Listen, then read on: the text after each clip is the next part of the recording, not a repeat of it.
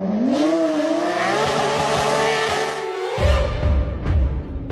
যে চিকুন রডটা দেখছস, এই যে দুইটা চাক্কা যে একবারে ঘোরা সুরা দুরা ডাইনে বামে, যে কোনো সময় এই রডটা সুইটটা খুললে যেতে পারে, আর খুললে তুই কেল্লা ফতে।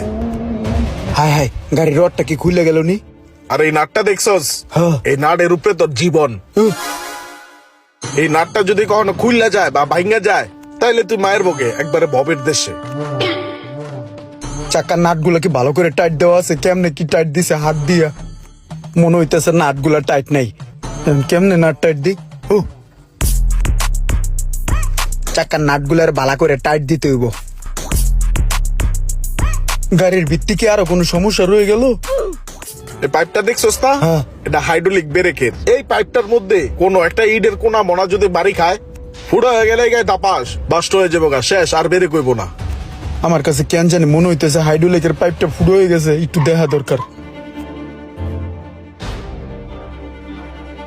এত চিকন চিকন রড দিয়ে কিল্লিকে গাড়িটা বানাইছে, পুরা রিক্স হয়ে যায়।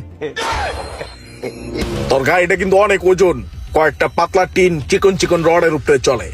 ছোট ছোট যন্ত্রাংশ, ছোট ছোট পিনের মতো, কখনো যদি খুললা মুল্লা যায় বা উইরা যায়, তুই একবার মায়ের বগে ওপারে টপকে যাবি।